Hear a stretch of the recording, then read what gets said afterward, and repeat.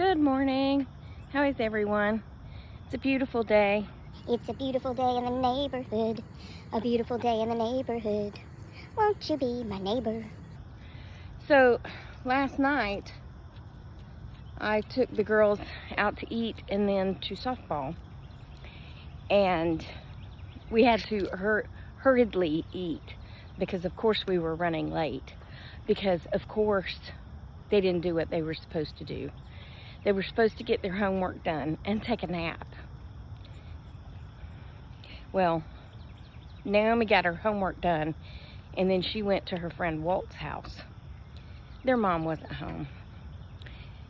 Their brother was supposed to make sure this happened, but according to Phoenix, well, she first told me he wasn't home. And I said, "Are you telling me that you're home alone? Like no one is here?" "No, no one's here." So then when I go to pick up Naomi at Walt's, I said, "So no one was home with Phoenix?" And she said, "Yes, Jonathan's there." I said, "Oh, Phoenix, you can't tell people no one's home when someone's there." And she said, "My bad. Well, he was asleep." Yeah, but he's still there. He's still there. Anyway, she was supposed to get her homework done and take a nap, and she didn't. And so when I get over here, it was a little after 4, maybe 4:15. I'm having to get her shoes on, and "Where's your socks? They're dirty." So she wore just a white sock and a gray sock. I said, "You're gonna wear 2 different socks? Because I am of equal, they need to match kind of person." My mother was not. She would wear 2 different socks, 2 different house shoes, but 2 different shoes sometimes. I mean, to me, unless they're 2 of the identical shoe, I think I would notice, Anyway, so I finally get her shoes on, and then we go to pick up Walt. Not Walt, pick up Naomi at Walt's. And we go to eat.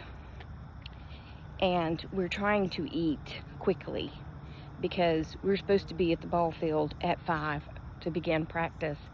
And it's 4:45 and we're eating. And we finish eating and we all run and jump in the car and take off out, and of course traffic. And I was like sitting in traffic, drive a few little feet or roll a few little feet and stop again. And I'm like, why are they so quiet? This is the quietest they've ever been. I turn around and look, both of them are sound asleep. I was like, well, they got their nap in on the way to the game. And then when we get there, they're all, running out there to practice, and Phoenix is trying to finish her cookie because she can't let that cookie go, And then the coach and his daughter show up. So we weren't late because the coach wasn't even there. I'd like to add that we beat them, so we were not late. The coach's daughter is so cute. I adore her. I'll be back, okay? So the coach's daughter is this tiny little girl, and she's so cute, and her name's Mackenzie. But Mackenzie, at whatever she is, 7, 8 years old, that girl knows that she's got it going on, okay? She is going to be a great softball player because she lives and breathes softball, okay? Phoenix does not live nor breathe softball. Could care less if she ever got to go to another game. I think the only thing Phoenix would miss about softball is getting the snack afterwards and getting to see her friends. Yeah, because she's made some friends, but she's not in it to win it, but Mackenzie is. And I'm going to take you back to whatever year it was when staying alive, ooh, ooh, ooh, ooh. Y'all remember that John Travolta walk where he comes in Look, I'm going to do it in the mirror and y'all can laugh at me, okay? He comes, oops, sorry. He comes strutting in, you know, like he's strutting, like that. That's how Mackenzie comes walking in. She's strutting. Like, I got it going on. Yeah, I'm the coach's daughter. I got it going on. I know what I'm doing. She cracks me up. And then I've befriended her, of course, because that's what I do. Kids love me. So she's pitching. And every time she's getting ready to pitch, she'll glance over at me. And I'm like, go, Mackenzie! You know, and we all start hollering. And she's still new at the pitching game. She's good at it. As far as, I mean, these girls are fast with that thing. You know what I'm saying? But the way they throw their arm just makes my shoulder hurt. But she's whipping that thing down, but she doesn't have the control yet. So it's kind of wild. It's kind of high, it's kind of low, it's kind of left, it's kind of right. She hit 3 in a row. Hit their person 3 in a row. So the bases were loaded. And I think she struck the last one out. So basically, none of them got to run in. Anyway, whatever. They didn't get a point, even though she hit 3 of them and got them on base. But she's adorable. Then I want to tell you about the good deed yesterday. But the good deed did involve something funny, okay? And I'm not bragging about my good deed. That's not my point of telling y'all about my good deed. But my point of telling you about the good deed is to make you laugh. Y'all ain't gonna be able to see it. So this man at the grocery store, I don't think I can do it. Well, I'll just turn it around. Okay, hold on. All right, y'all see my feet? Are you impressed that I can turn my feet like that? Can you even tell what's going on? Like, I got my feet turned out like that. And this man is on one of those scooters at the grocery store.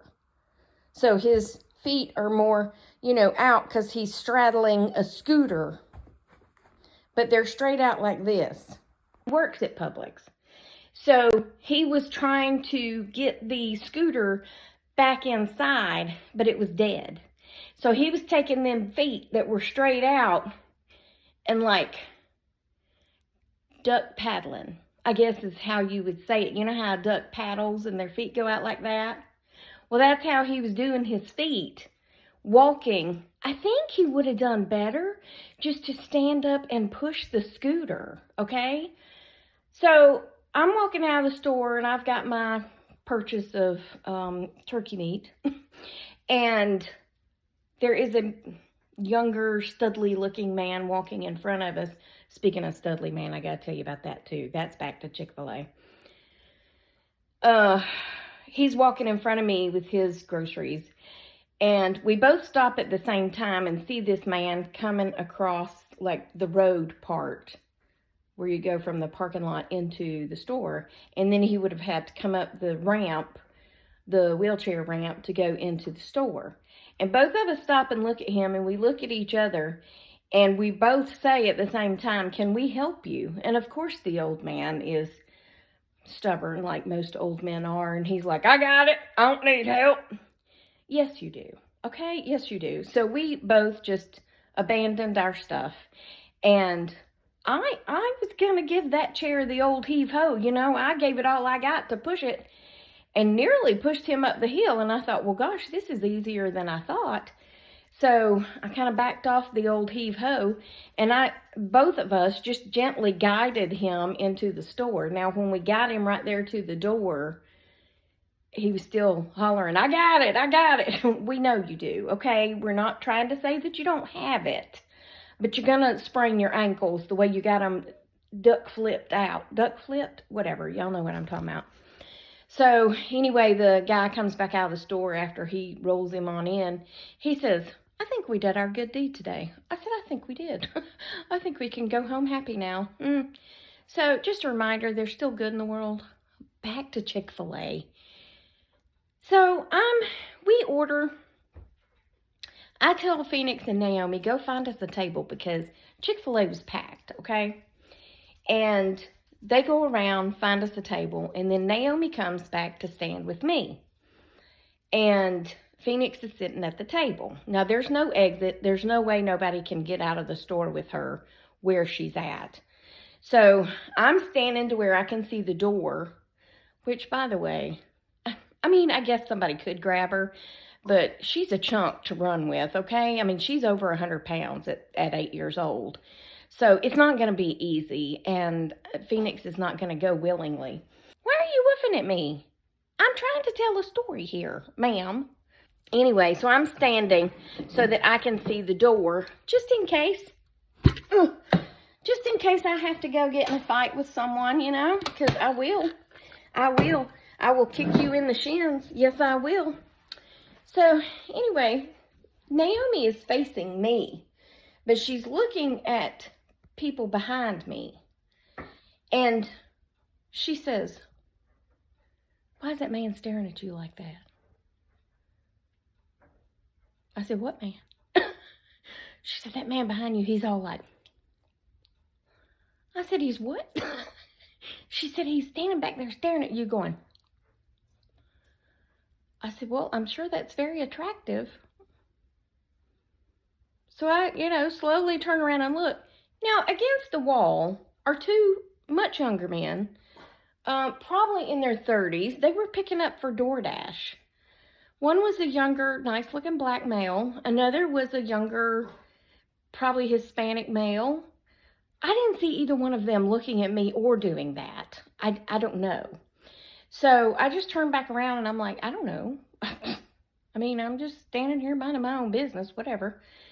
So then I said, "Go check on your sister, just make sure everything's okay."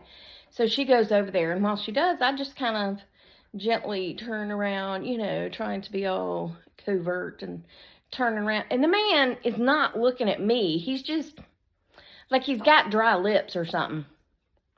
And he's doing like that, but he's not looking at me. I don't know, but I thought it was the funniest thing when she was like, "Why is he looking at you like that and doing that?" I was like, "Well, good Lord, I don't know, but I'm not interested if that's what he's doing." That's weird. Isn't that kind of weird? Anyway, I thought it was hilarious, but I've got to finish getting ready to leave for work. It is 7:38, so let me get me something to drink, and I'll be back later. Okay, goodbye. Here we are at the end of the day, and all is well. I hope you enjoyed this video. Remember, I love you. Jesus loves you. We hope he's coming back soon, because people do be crazy. And I'll talk to you on the next one, okay? Toodles, my noodles, and stay silly.